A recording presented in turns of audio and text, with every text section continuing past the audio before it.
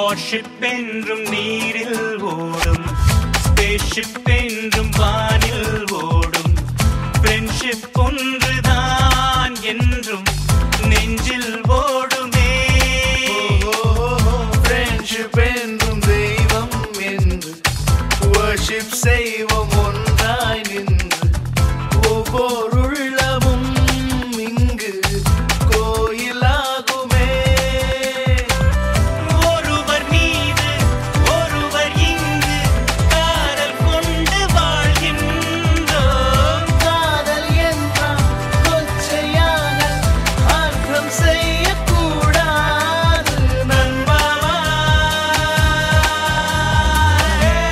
லாங்கில பார்த்தா தாண்டா காமெடியா இருப்பேன், கிட்டத்துல பார்த்தா டெரரா இருப்பேன்டா, டெரரா.